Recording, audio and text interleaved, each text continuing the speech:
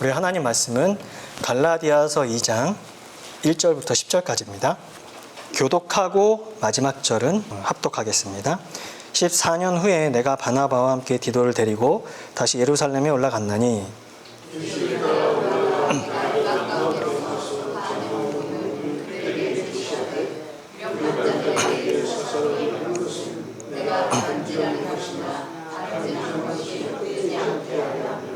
그러나 나와 함께 있는 헬라인 디도까지도 억지로 할례를 받게 하지 아니하였으니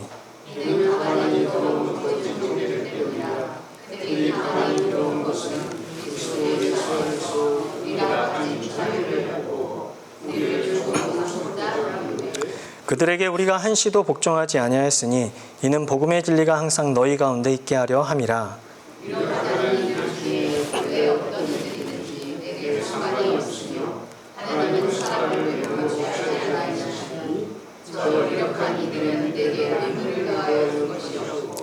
도리어 그들은 내가 무할례자에게 복음 전함을 맡은 것이 베드로가 할례자에게 맡음과 같은 것을 보았고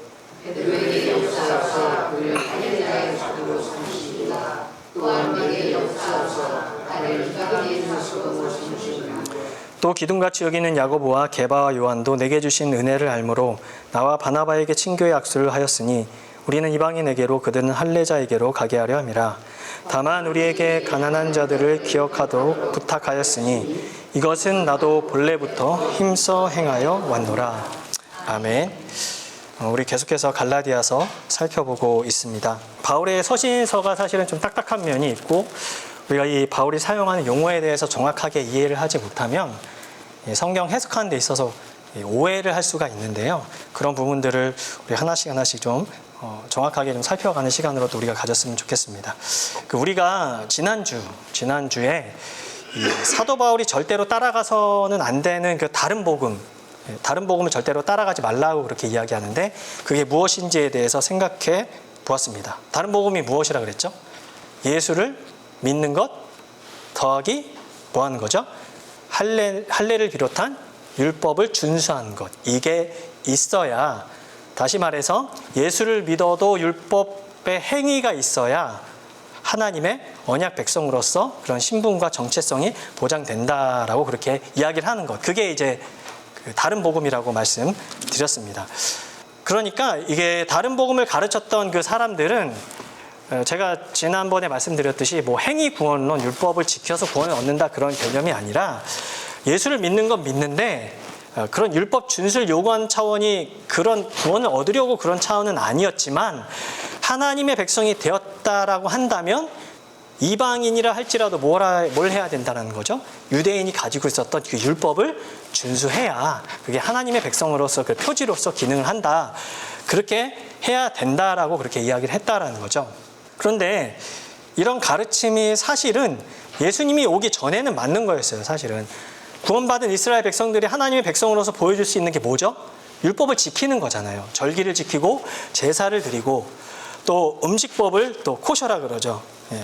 부정한 음식, 정한 음식 가려서 먹고 이런 것들을 보여줌으로써 이방 나라들이 하나님을 알게 되고 하나님께로 이끄는 것. 그게 바로 이제 예수님 오시기 전까지는 그렇게 되었지만 예수님 오시고 난 이후에는 그게 맞지 않다라고 바울이 이야기했다라는 것이죠. 그래서 바울은 과거 누구보다 뭐에 열심히 있었습니까? 율법에 대한 열심이 있었어요. 그리고 율법에 대한 열심이 있다는 것은 무슨 얘기냐면 하나님에 대한 열심이 있었다라는 거죠. 하나님을 제대로 섬기고 예수를 믿는 사람들은 부활하신 예수님을 만나기 전까지는 이단이라고 생각했고 그들은 하나님을 모독하는 사람이기 때문에 반드시 율법에 따라 그들은 죽어 마땅한 사람이라고 그렇게 생각을 했기 때문에 그렇게 행동을 했는데 그래서 지난주에 했던 그 6절부터 24절의 말씀 가운데 바울의 자전적인 이야기가 나오죠. 예전에 자기가 그렇게 행동했다라고 이야기를 했죠. 과거에 누구보다 율법과 하나님에 대한 열심이 있었던 자신의 이야기를 들려주면서 그것이 잘못되었음을 뭘 통해서 알게 되었다고 이야기하냐면 예수 그리스도의 계시를 통해서 알게 되었고 그 일로 인해서 바뀐 거죠. 여러분 생각이 바뀐다는 패러다임이 전환되는데 그 일로 인해서 어떻게 됩니까? 전에 바울이 박해했던 그 믿음을 전하게 됨으로써 그 소식을 들은 사람들이 아, 예수님께서 그렇게 일하시는구나. 또 하나님께 또 영광이 되었다라는 그런 이야기들을 우리가 지난주에 살펴보았습니다. 근데 오늘 본문은요. 또 바울의 자전적인 이야기가 또 이제 담겨져 있습니다. 계속해서 그 이야기를 좀 해 나가는 과정 가운데 있는데 그 본문의 내용을 요약을 해보면 2장 1절부터 10절까지 내용을 요약을 해보면 다음과 같은데요. 그러니까 바울은 부활하신 예수님을 만나고 나서 변화되었는데 생각이 바뀌게 되죠. 예수님을 메시아로 인정하게 되고 그 후로 이제 3년 뒤에 예루살렘에 방문을 하게 됐는데 15일간 그렇게 방문을 하게 됩니다. 그게 어디 나와 있냐면 1장 18절에 그렇게 나와 있고요. 그렇게 15일간 방문한 다음에 그 이후에 다시 14년 만에 예루살렘을 다시 방문을 하게 됩니다. 그러니까 이제 두 번째 방문이라고 볼 수 있는데요. 사도행전에 의하면 이 시기는 바울이 바나바와 함께 안디옥 교회를 섬기고 있었던 그런 때인데 이 바울이 이제 예루살렘에 가게 된 그런 이야기는 사도행전에도 사실 기록이 되어 있습니다. 이게 기록이 되어 있는데 뭐 학자들마다 2장 1절의 사건이 뭐 예루살렘 공의회 때 간 거다 아니면 아니다 그 중간에 간 것이다라는 그런 뭐 여러 가지 주장들이 있는데 아무튼 그 바울이 이제 예루살렘을 가게 됐는데 이때 바울이 누구하고 같이 가게 되냐면 2장 1절을 보시면 14년 후에 내가 바나바와 함께 디도를 데리고 다시 예루살렘에 올라갔더니 이렇게 얘기를 합니다. 두 번째 방문이라고 얘기하면서 누구하고 함께 가냐면 바나바와 디도와 함께 갑니다. 근데 이 조합이 좀 흥미롭습니다. 같이 가는데 세 사람의 배경이 조금씩 달라요. 바울은 이제 디아스포라 유대인이었습니다. 이스라엘 바깥에서 태어나서 헬라어를 사용했고 어떤 시민권도 가지고 있었죠. 로마 시민권도 가지고 있는 그런 사람이었고 바나바는 레위인이었고요. 초기 예루살렘 교회에 존경받는 그런 지도자였습니다. 나중에는 파송을 받게 되죠. 예루살렘 교회에 파송을 받아서 안디옥 교회에서 누구와 함께 안디옥 교회를 섬깁니까? 바울과 함께 안디옥 교회를 섬기는 그런 지도자였고요. 이게 바나바 같은 경우에는 바울이 처음 예수님을 진짜 메시아로 믿게 됐는데 뭐가 걸리는 거죠? 갑자기 어떤 사람이 이제 예수님을 안 믿다가 예수 믿는 사람을 막 죽이려고 했다가 갑자기 안 그러면 좀 이상하잖아요. 그렇죠? 예. 갑자기 사람이 한순간에 변화된다고 이게 믿기지가 않을 수 있거든요. 사실 복음의 능력은 그런 건데 그럴 때 그 과거 문제로 어려움을 겪게 되었을 때 바나바가 이제 보증을 서줍니다.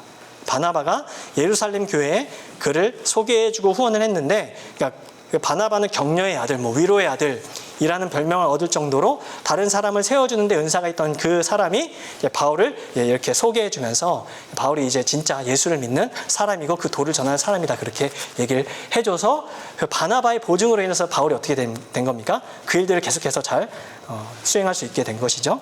그런데 이제 바울과 바나바는 어쨌든 유대인인데 디도는 유대인이 아니었습니다. 이방인이었습니다. 여러분 그 신약에 디도서 있죠.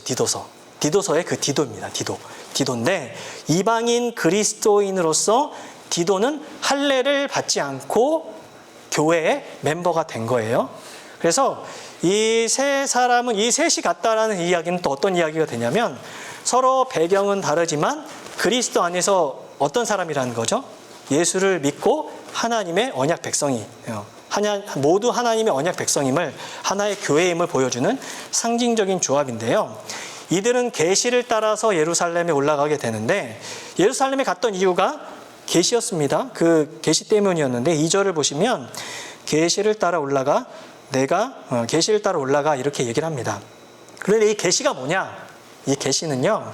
그 성령께서 바울 보고 뭐 이제 너희가 할 일이 있으니까 예루살렘을 올라가라 그런 계시가 아니라 이 계시는 학자들이 뭐라고 이야기하냐면 많은 학자들이 사도행전 11장 28절에 기록된 아가보의 예언 때문에 갔다라고 그렇게 얘기합니다. 여러분 아가보가 어떤 예언을 하냐면 천하의 큰 흉년이 들어서 어려움을 겪을 것이라는 그런 예언을 하게 되는데 그 일이 실제로 일어나는데요. 사도행전 11장 28절부터 30절을 제가 읽어드리면 그 중에 아가보라 하는 한 사람이 일어나 성령으로 말하되 천하의 큰 흉년이 들리라 하더니 글라우디오 때에 그렇게 되니라. 제자들이 각각 그 힘대로 유대에 사는 형제들에게 부조를 보내기로 작정하고 이를 실행하여 바나바와 사울의 손으로 장로들에게 보내니라. 요거 때문에 갔다라고 그렇게 얘기를 해요. 결국에 뭐예요? 안디옥에서 있다가 그러니까 바울 일행은요, 헌금을 모아서 누굴 도우러 간 거예요? 예루살렘의 어려운 형제들을 이렇게 도우러 올라가게 된 것인데, 이게 또 그렇게 볼 수 있는 이유가 10절을 보시면 야고보와 게바와 요한이 뭘 부탁을 했냐면 가난한 자들을 계속해서 기억하도록 부탁을 합니다. 그렇게 얘기를 하죠. 보시면 다만 우리에게 가난한 자들을 기억하도록 부탁하였으니 이것은 나도 본래부터 힘써 행하여 왔노라. 가난한 자들에 대한 이야기가 나온다는 거죠. 그러니까 바울 일행도 그렇게 부탁을 했을 때 자신들도 계속해서 가난한 자들을 돕는 그런 구제사역을 계속해서 힘써 행했다는 그런 이야기가 나온 것도 이러한 상황을 반영하고 있다라고 보시면 되는데요. 그런데 그곳에서, 예루살렘에서 이방인 그리스도인인 디도가 거짓 형제들에게 할례를 강요받게 된 것 같습니다. 그래서 바울이 3절부터 5절까지 이렇게 말을 하죠. 우리 3절부터 5절까지 함께 읽어보겠습니다. 읽겠습니다. 시작. 그러나 나와 함께 있는 헬라인 디도까지도 억지로 할례를 받게 하지 아니하였으니 이는 가만히 들어온 거짓 형제들 때문이라. 그들이 가만히 들어온 것은 그리스도 예수 안에서 우리가 가진 자유를 엿보고 우리를 종으로 삼고자 함이로되 그들에게 우리가 한시도 복종하지 아니하였으니 이는 복음의 진리가 항상 너희 가운데 있게 하려 함이라. 무슨 얘기냐면 억지로 할례를 받지 않게 했다. 할례를 받게 하지 아니하였다. 억지로 할례를 받게 하려는 사람들이 있었다라는 얘기죠. 결국에는. 그러니까 바울이 막았다라는 그런 이야기를 합니다. 그러니까 거짓 형제들이 할례를 강요했는데, 여기서 거짓 형제들이 누굴까 이런 생각을 좀 해봤는데, 아마도 예수를 믿지 않지만 예루살렘 교회에 속해 있던 유대인들을 칭한 것 같습니다. 제가 생각했을 때에는. 여러분, 왜냐하면 거짓이라는 단어가 붙었잖아요. 그러니까 우리도 신앙생활을 알다시피 교회에 와서 같이 신앙생활을 한다고 해서 다 예수를 믿습니까? 아니에요. 다 믿지 않습니다. 안타깝게도 다 믿는 것처럼 보이지만 믿지 않는 사람들이 있을 수 있죠. 여러분, 이단들도 들어와서 믿는 행세를 하잖아요. 그렇죠? 예, 그런 것 같습니다. 아무튼 그들 유대인인 것 같은데, 그들이 하나님의 언약 백성으로서의 표지인 자신들은 받았으니까 너도 디도인 너도 당신도 받으라고 그렇게 강요를 한 것 같은데, 바울은 그것을 보고서 어떻게 한 거죠? 자신이 이해하고 전한 복음의 진리가 있지 않습니까? 복음의 내용에 따라서 이 디도에게 할례를 절대로 받게 하지 않았습니다. 복음대로 이게 돼야 된다. 하나님의 뜻이 그거에 있지 않기 때문에 나는 이걸 막아야 되겠다라고 생각하고 디도에게 할례를 받게 하지 않았다는 거죠. 그러니까 다시 말해서 바울은요, 복음의 진리를 따라서 예수를 믿어서 디도는 뭐가 됐죠? 이미 하나님의 언약 백성이 됐잖아요. 그러니까 이미 아브라함의 영적인 후손이 된 디도를 다시 유대인처럼 만들지 않았다라는 것이죠. 그렇게 함으로써 디도는 어떤 상징이 된 거예요? 디도라는 인물은 바울이 전한 그 복음의 진리가 뭔지 보여주는 그런 인물로 그들에게 보여주길 원했다라는 거죠. 근데 우리가 언뜻 생각하기에 그 디도가 할례 받도록 강요당하는 이 상황이 아무런 문제가 아니라고 생각을 할 수가 있는데, 이게 바울은 좀 문제가 된다라고 생각했던 거죠. 그러니까 이런 겁니다. 우리의 정서로 바꾸어 생각해 보면 이런 것인데, 우리는요, 누구든지 세상에서 교회 안으로 들어와서 예수를 믿겠다라고 하는 사람들은 모두 환영합니까? 환영하지 않습니까? 환영을 합니다. 누구라도 들어와서 예수를 믿으러 갑니다. 물론 내가 보기에 저 사람은 교회 들어오면 안 들어올 것 같은데 라는 그런 마음을 갖고 있더라 하더라도 겉으로는 어떻게 하죠? 환영을 하잖아요. 잘 오셨습니다. 네, 어쨌든 환영합니다. 그러나 들어오고 나서는 우리가 그 사람을 보면 어떻게 하기를 원해요? 우리 방식대로 교회에 정착해 주기를 원합니다. 그게 다 우리 가운데 있어요. 사실은 교회 전통적인 그 방식대로 정착하기를 원합니다. 그러니까 세상 사람들이 예수를 믿어서 교회 안으로 들어오는 것은 얼마든지 좋은데, 들어와서는 어떻게 해야 되는 거냐면 우리가 믿는 것처럼 믿기를 원하는 우리의 마음들이 있다는 거죠. 다시 말해서 우리를 바꾸면 안 되고 그 사람이 와서 바뀌어야 되는 거예요. 마치 우리 교회에 저는 이런 일이 좀 많았으면 좋겠는데, 베트남인이 들어왔어요. 베트남인이 들어왔는데 예수를 믿게 됐는데, 들어왔으니까 이제 너는 뭐 하지 말라는 거죠? 너 예수를 믿으면 너 술 먹으면 안 돼. 담배 피면 안 돼. 그러니까 예수를 믿는 사람의 표지라고 할 수 있는 전통적인 그런 개념들이 우리에게 있습니다. 예수를 믿는다고 하면, 잘 믿는다고 하면 하나님의 백성으로 적어도 술은 마시면 안 되고 담배를 피우면 안 되라는 그런 생각이 강하게 있기 때문에 그 사람도 어떻게 해야 되는 거죠? 와서 너 술 먹고 있어 끊어. 담배 피우고 있어 끊어. 그렇게 얘기를 한다는 거예요. 그렇게 바뀌길 바란다는 거죠. 그렇게 해야 너는 진짜 하나님의 백성으로 인정을 받을 수 있는 것 같아. 인정을 받을 수 있어. 라고 주장하는 것과 동일한 거예요. 사실은 이게. 물론 뭐 저도 술을 거하게 마셔봤지만 네, 제가 한동안 굉장히 방황했던 때가 있었거든요. 그런 때 정말 뭐 다 마셔봤어요. 제 아내가 궁금해요. 맥주는 어떤 맛이야? 이런 맛인데. 물론 지금 마시지도 않는데 뭐 소주, 고량주, 양주. 그래서 근데 술 먹기는 양주가 제일 나은 것 같아. 막 이렇게 얘기하고 뒷맛이 안 쓰니까 과일 안주가 최고고 맥주는 치킨, 막 치맥. 그러니까 이런 것들 다 아는데요. 이제 그렇다고 해서 드시라는 말은 아니지만 술과 담배는요 사실은 우리가 구원받은 표지는 될 수가 없습니다. 예수를 믿어도 여전히 술 한잔 하고 계시는 다른 나라에 계신 분들이 계세요. 우리나라에 사실 전통이거든요, 그건. 그렇다고 해서 막 하라는 그런 말씀은 아닌데, 저도 하진 않지만, 베트남인이 와서 예수를 믿게 되면 뭐부터 강요하게 된다는 거죠. 우리처럼 그렇게 네가 경건하게 산다고 하면, 하나님의 언약 백성이라고 하면, 네 지금 술 마시고 있는 거 마시면 안 돼. 담배 피고 있는 거 그거 끊어야 돼. 그래야 넌 하나님의 백성이야 라고 그렇게 주장을 한다는 거죠. 똑같이 되기를 원한다는 거죠. 그런 것과 동일한 것이죠.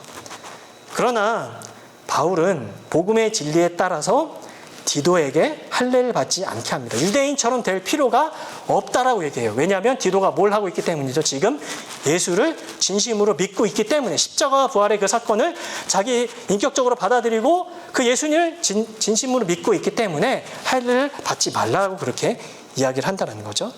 그래서 그렇게 복음의 진리에 따라 디도에게 할례를 받지 않게 한 바울은요, 예루살렘에 가서 뭘 확인받게 되냐면 자신이 전한 복음이 올바른 복음이고, 이게 복음이라는 것이 다르면 안 되잖아요. 바울이 전한 복음과 베드로와 그쪽 예수님을 직접 곁에서 따라다녔던 사람들이 전한 복음하고 다르면 안 되는 거잖아요, 사실은.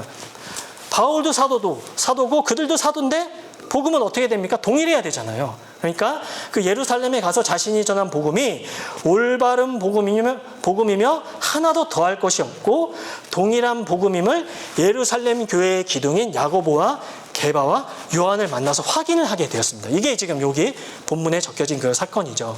우리 그래서 7절부터 9절까지 함께 읽어보면 7절부터 우리 9절까지 함께 읽어보겠습니다. 시작.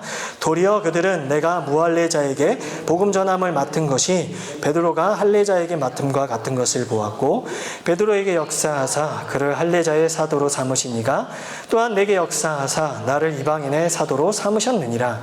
또 기둥같이 여기는 야고보와 게바와 요한도 내게 주신 은혜를 알므로 나와 바나바에게 친교의 약수를 하였으니 우리는 이방인에게로 그들은 할례자에게로 가게 하려 함이라. 이렇게 이야기를 한다는 거죠. 그러니까 야고보와 게바와 요한은 그러니까 바울과 이야기를 한 거죠, 사실. 전에 뭐 15일 동안 있을 때 잠깐 이야기를 나누고 또 바울이 또 베드로에게 예수님의 사역들 또 물어본 것 같아요. 근데 이번에 와서는 그 복음이 진짜 동일한 복음임을 그 사도들하고 확인을 하게 된 거죠. 그래서 야고보와 게바와 요한은 바울에게 주어진 그 하나님의 은혜를 인정하고 어떻게 합니까? 바울과 바나바에게 친교의 약수를 내밀었습니다. 이 표현이 뭐냐면 그들은 모두 동역자라는 거예요. 같은 복음을 전하고 있는 동역자이며 또 같은 복음을 전하고 예수를 전하고 있다라는 그런 확인이었죠. 그렇게 확인한 후에 야고보와 게바와 요한은 가난한 사람을 기억해달라고 부탁을 하는 내용, 이것이 바로 오늘 본문에서 말하고 있는 그런 내용입니다. 그러니까 바울은요, 자전적인 이야기를 한 번 더 그렇게 쓰면서 결국 바울이 전한 복음이 갈라디아 교인들에게 이걸 쓰고 있잖아요. 이 바울이 전한 복음 자체가 예루살렘 사도들과 동일한 복음이기 때문에 다른 복음을 따라가면 된다 안 된다, 뭘 얘기하는 거죠? 다른 복음을 따라가서는 안 된다라고 그렇게 얘기를 한다는 거예요. 그래서 결국 바울은요, 갈라디아의 그리스도인들이 할례를 받지 않았어도 음식법과 정결 규례 등을 또 안식일을 지키지 않아도, 절기를 지키지 않아도 이미 예루살렘에 있는 유대인 그리스도인들과 마찬가지로 동일한 복음을 믿고 있는 하나님의 백성임을 말하기 위해서 지금 자전적인 이야기를 써놓고 있다는 것이죠. 네. 이게 이제 본문의 내용인데요. 이 본문을 통해서 중요한 두 가지를 묵상해 볼 수 있는 것 같습니다. 먼저는 첫 번째는 이런 생각을 해봤는데, 문화가 다르고 또 사람이 다르고 시대가 달라도 복음은 동일하고 하나밖에 없다라는 그런 사실입니다. 그리고 그 복음 때문에 우리는 다른 사람들과 배경이 다른 사람들 혹은 외국인과 교제할 수 있는 길이 열리게 됐다는 거죠. 그래서 교회는요, 우리가 믿는 신앙, 우리가 누굴 믿습니까? 예수 그리스도를 믿지 않습니까? 그 신앙에 근거해서 예수님 외에 나머지 모든 것들은 상대화하면서 사람들을 사랑하며 또 사람들의 자격과 조건에 근거해서 우리는 대하지 않습니다. 그래서 교회는요, 복음을 가지고 있기에 모든 장벽과 한계를 뛰어넘어 연합되는 공동체라는 것이죠. 그러니까 다시 말해 유대인과 이방인이 섞일 수 없는 이유는요, 여러분, 이방인들이 봤을 때 유대인들은 아주 독특한 족속인데, 특별히 유대인들이 이방인들을 봤을 때는요, 그들은요, 정말 이때 이방인들은 집에 신상을 놓고 살 정도로 우상을 숭배하던 사람들이었습니다. 이방인들은. 근데 유대인들은 뭐 때문에 자신들의 나라가 망했어요? 우상 숭배 때문에 망했잖아요. 그러니까 그런 우상을 집에서 그렇게 난잡하게 섬기고 있는 이방인들은 하나님의 백성으로 될 수 없는 사람들이었고, 그들과는 구별돼서 우리가 저 사람들 함께 식사하면 안 된다, 저 사람들이 섬기면 우상을 섬기면 안 된다라고 그렇게 생각을 했기 때문에 절대로 상종해서는 안 되는 사람들이라 생각했기 때문에 이런 문제들이 나타난 거거든요. 근데 유대인과 이방인이 예수님 때문에 어떻게 되는 거죠? 모두 그리스도 안에서 하나님의 백성이 된 것처럼, 이게 교회의 영광은 어디에 있냐면, 다른 모든 상대적인 문화들이 사람들의 배경이나 또 어떤 사람들과 상관없이 그 믿음 하나로 상대적 문화 차이들이 별거 아니라고 느낄 수 있게 하는 것이 교회의 영광이고 존귀함이라는 거죠. 사람들은 나와 다르면 어떻게 합니까? 원수지고 배척하면 끝이지만, 교회는 다름을 인정하고 함께 연합돼서 사랑으로 이렇게 섬기는 공동체가 교회라는 것이죠. 근데 제가 예전에 부천에 있는 조그마한 교회를 섬기고 있을 때였는데, 그 교회는요, 정말 어떤 분들이 많은 교회냐면, 그 성도들의 대다수가 기초수급권자, 차상위권, 이게 다 그런 성도분들이요. 여러분, 그런 분들이 제가 예전에 학생들 맡아서 교사를 하고 있을 때, 학생부의 아빠가 전직 조포, 전직 조포, 화나면 그냥 애를 작살내는 거예요.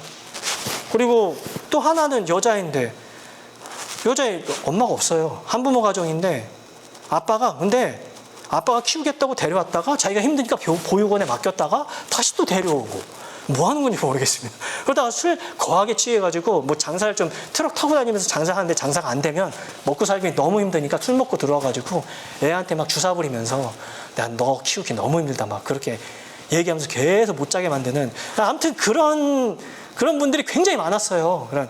근데 남편들은 주로 안 나왔는데, 왜 아내분들 있잖아요. 아내분들이 그런 가정에 그런 배경을 가진 그런 성도들이 굉장히 많았습니다. 여기 좀 있었어요.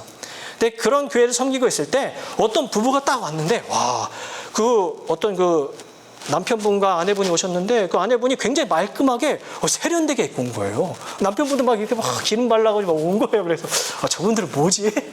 근데 여러분들 그렇잖아요. 이게 자기 외모를 꾸미는 데서 어떤 만족감을 얻고, 또 교회 간다 그러니까 또 나름 이렇게 차려입고 오신 거죠. 근데 그 부부가 처음에 와서요, 정말 열심히 섬겼습니다. 정말 열심히 섬기고 목사님에게도 되게 잘한 거예요. 근데 어느 날 목사님이 갑자기 차가 한 대 떡 생겼습니다. 이스타나 그때 15인승 제가 끌고 다니면서 많이 긁어가지고 막 거의 폐차 수준으로 막 그렇게 됐었는데, 그 부부가 갑자기 목사님에게 차를 한 대 선물해 줬는데, 어떤 차를 선물해 줬냐면 그 당시에 그랜저를 선물해 준 거예요. 타시라고, 목사님.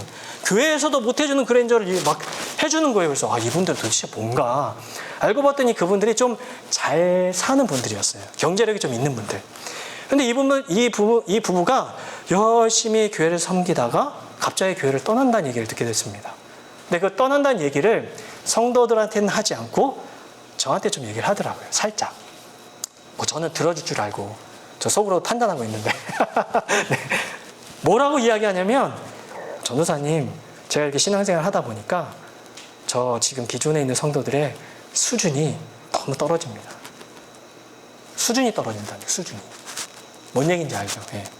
그러니까 자기들이 생각하기에 너무 떨어지게 행동한다는 거예요. 생각과 그런 수준들이 떨어진다라고 생각을 한다는 거죠. 그러니까 하다가 교제 못하겠다. 이런 목사님만 봐서는 안 되겠다. 이 사람들하고는 급이 안 맞아서 못하겠다 하고서 어떻게 했습니까? 교회를 떠났습니다. 이렇게 떠난 거예요. 예. 떠나고 나서 그 차도 가져간 걸로 제가 기억을 안 나요. 잘 모르겠습니다. 허물한 것이. 그러니까 무슨 얘기냐면 자신들처럼 수준 높게 생각하고 행동하고 그렇게 예수를 믿어야 되는데 자기들처럼 그렇게 믿어야 되는 거예요. 근데 그 다른 성도들은 그렇지 못한 거죠. 네. 그렇지 못한 다른 성도들을 보면서 교회를 떠나기로 결심했다는 거죠. 여러분, 이게 복음의 정신은 아닙니다. 이게 그런 건 아니에요. 사실은 제가 좀 안타까운 마음이 들긴 했는데 이해는 하지만 그건 아니다라는 거죠. 그렇게 생각할 수는 있지만 그렇지 않는 건데, 여러분 사랑하는 성도분들, 가까이 있는 분들 한번 보십시오. 어떤 분들이시죠? 예. 비슷한 경제력 가지고 있나요? 혹시 뭐 학벌과 재능 가지고 있습니까? 아니면 저분은 나보다는 좀 급이 떨어져 이렇게 생각하고 있지는 않습니까? 근데 이게 그럴 수도 있어요. 사실은 진짜로. 네. 야고보서에서도 그러잖아요. 가난한 사람이 들어오니까 너 저 뒤에 있어. 좀 부유한 사람 들으니까 앞에 와서 앉으세요. 이게 교회가 아니라고 야고보서도 그렇게 얘기하잖아요. 예. 우리가 이게요, 복음 안에서는 그런 게 없어야 된다는 거죠. 이 유대인 그리스도인들이 이방인 그리스도인을 보면서 너희들은 이거 지켜야, 이렇게 지켜야 진짜 믿는 사람이야. 우리처럼 이렇게 해야 돼. 그렇게 생각한다는 거죠. 우리가요, 유대인처럼 할례를 받게 하고 유대인처럼 만들어서 교제하고 사랑하려고 하는 그런 경향, 나처럼 되고 나처럼 행동해야 저 사람을 받아주겠다고 하는 그런 경향은요, 우리 모든 인생 속에 사실은 있습니다. 있죠. 누구나 다 있죠. 이러한 것들을 깨트리는 것이 동일한 복음을 믿는 우리에게 매우 중요하다는 거죠. 그래서 진리와 관련된 것은 아니지만 내가 넘어설 수 없는 것은 어떻게 인정합니까? 틀린 것이 아니라 다른 것으로 인정을 하고 교회 안에 이런 복음의 진리가 풍성하게 드러나는 것이 우리 공동체 안에 있어야 할 것입니다. 이런 점들을 우리가 한번 묵상해 볼 수 있다는 거죠. 또 한 가지 우리가 또 묵상해 볼 수 있는 점은요, 복음은요 우리에게 자유를 가져다 준다는 점이죠. 자유.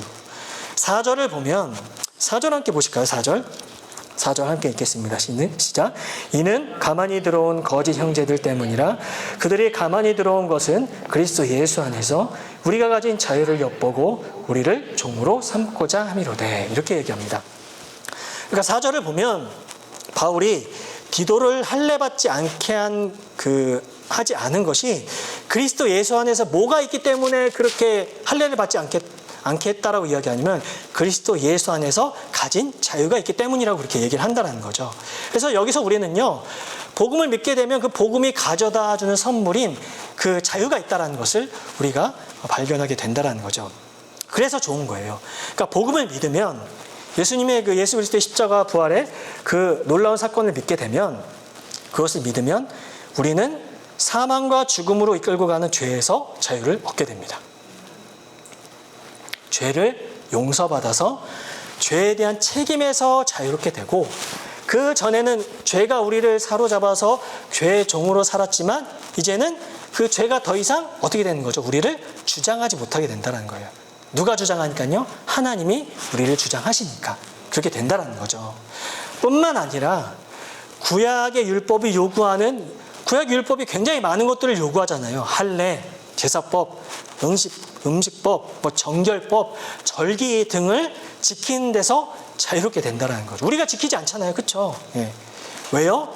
예수님이 이 모든 율법이 의도하는 바를 완성하셨기 때문에 우리가 거기서부터 자유를 얻게 된다는 거죠. 그리고요, 이런 자유만 있는 것이 아니죠. 또 자유는 다양하게 표현할 수 있는데, 여러분 우리가 사는 이 세상이 돌아가는 원리가 무엇이냐면요, 이 세상은 사람이 가지고 있는 외적인 여러 조건들, 또 뭘 성취했냐, 어떤 신분을 가지고 있냐, 어떤 재능을 가지고 있냐, 또 학벌은 얼마나 가지고 있냐, 또 돈은 얼마나 가지고 있는가를 가지고 사람을 평가합니다. 이거 가지고 평가해요. 자기보다 좀 안 가지고 있다고 생각하면 사람들은 다 누구나 다 저 사람은 나보다 좀 급이 낮아 이렇게 생각을 합니다. 사실은. 그 결과 사람의 삶이 매우 수고롭고 힘들어집니다. 왜냐하면 다른 사람들보다 더 나아야 좋은 평가를 받게 되니까 매우 힘들어지는 거예요. 여러분, 뭔가 조건과 자격을 구비하는 것, 그렇게 노력하는 것, 이 세상을 살 때 당연히 필요하지만 그것이 인생살이 전부인 것처럼 살아가기 때문에, 그것이 전부인 것처럼 살아가기 때문에 삶이 매우 수고롭고 힘들어진다는 것이죠. 그런 세상 속으로 하나님 자신이 뭘 가지고 오셨습니까? 하나님의 나라를 가지고 들어오셨습니다. 그 나라의 특징은 뭐죠? 은혜가 왕노릇한 것이죠. 그러니까 조건과 자격이 지배하는 이 세상 속에서 이 자격이나 조건과 같은 것이 아니라 예수의 공로로 모든 이들이 복을 받는 특별한 은혜, 이것은 값싼 은혜가 아니라 너무나 값진 은혜가 우리 가운데 주어진 것이죠. 그래서 우리가 이 놀라운 하나님 나라의 은혜를 바르게 깨달으면 자유할 수 있다는 거죠. 여러분, 사실 사람은요, 욕망의 종일 뿐만 아니라 욕망이 이끌어가는 대로 계속해서 가려는 그런 경향이 있고, 세상에 화려하고 찬란하게 보이는 것에 또 종이기도 합니다. 그걸 또 쫓아가려고 하고 자기 자신의 종이기도 해요. 근데 사람들은요, 다른 사람들보다 더 존귀해지고 싶은 그런 욕구에 얽매이고 있죠. 그리고 그러다 보니까 다른 사람의 기대와 평판을 의식하면서 막 그렇게 종처럼 살아가요. 예전에 저도 이런 목회자 사이에서도 그런 것들이 있습니다. 그러니까 목회자들이 막 여러 명 있잖아요. 그러면 성도들에게 자기가 더 탁월한 사람으로 인정받기 원한 그런 것도 있다니까요. 뭐 얼마나 탁월하다고. 여러분, 하나님 앞에서는요, 다 거기서 거기에요. 사실은 그냥 조금 더 그 하나님 앞에서 받은 달란트들이 다를 뿐이지 뭘 탁월하지 않고가 없는데, 그런 것들이 있죠. 예. 그렇게 막 사람들의 기대와 평판을 의식하면서 또 그렇게 목회자들도 그런 경우가 있는데, 그런데 하나님께서 복음으로 사람들에게 오실 때는 사람들은 비로소 종된 자기 자신에게서 벗어나기 시작한다는 거죠. 그래서 은혜로 값없이 우리를 찾으시는 하나님을 만나게 되면 다른 사람의 평판에 대해서 자유를 얻기 시작하고, 우리가 종된 모든 것들부터 이제 자유를 얻기 시작하는 거죠. 그래서 참된 자유가 우리 성도들의 삶 속으로 들어오기 시작합니다. 이렇게 복음이 주는 자유를 가지고 사는 사람들은 어떻게 살아가게 된다는 거죠. 그래서 다른 사람의 기대와 평판을 의식하면서 거기에 얽매여서 사람의 종으로 사는 게 아니라, 거기에 얽매이면 그런 사람들의 종으로 살아가게 되는데, 그렇게 얽매여서 사람의 종으로 사는 것이 아니라 하나님의 종으로서 하나님 앞에서 바르게 살아가기를 힘씁니다. 여러분, 요셉이 감옥에 잡혀갔을 때 사람들의 평판을 의식하며 살았으면 얼마나 괴로웠을 거예요. 그렇죠? 뭘 잘못했길래 그렇게 들어왔냐. 그렇게 계속해서 얘기했을 거 아니에요? 요셉이 아무리 아니라고 얘기해도 사람들은 그렇게 믿고 싶어 했을 건데, 요셉은 어떻게 살아갑니까? 하나님 앞에서 그렇게 살아가지 않습니까? 자유자의 모습이죠. 그리고 예배를 드려도요, 자유자는요, 하나님을 향한 사랑과 자원하는 마음으로 드리지, 그렇게 하지 않으면 하나님이 벌 주실 것 같아서 두려워하는 마음으로 예배드리지 않습니다. 여러분, 또한 하나님 앞에서 무언가 얻기 위해서 비위를 맞추지 않는다라는 거죠. 자유롭게 살아가는 사람들은요.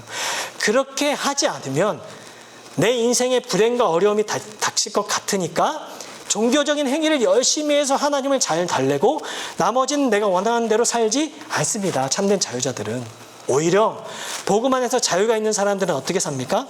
하나님을 마음에서부터 자원하여 사랑하고 기도하며 기꺼이 순종하며 살아간다는 거죠.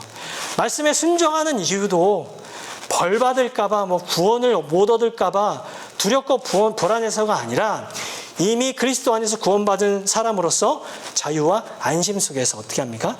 말씀을 듣고 순종하는 것이 얼마나 큰 복인지 알기에 기쁨으로 순종하게 된다는 것이죠. 그러기에 이를 지키지 못하는 엇나가고 있는 지체들을 보면 어떤 생각이 드는 거죠?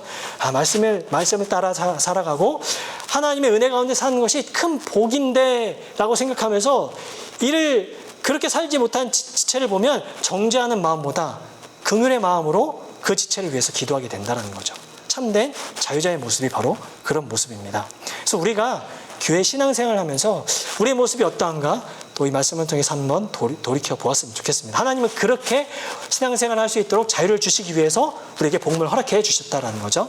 그래서 바울은 오늘 자전적인 이야기를 통해서 이 복음에 대해서 이야기를 했습니다. 또 우리가 복음에 대해서 묵상을 해보게 됐는데, 복음은 배경과 신분이 다른 이들을 하나의 공동체로 이렇게 만들어냅니다. 또 복음은 우리에게 참 자유를 가져다 줍니다.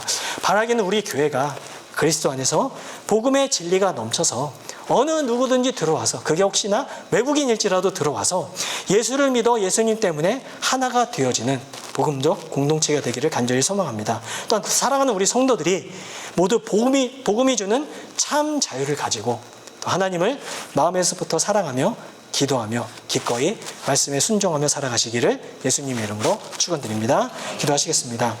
하나님, 오늘 바울의 자전적인 이야기를 통하여서 복음이 우리에게 가져다주는 선물 자유와 또 복음이 어떠한 것인지 다시 한번 살펴보았습니다.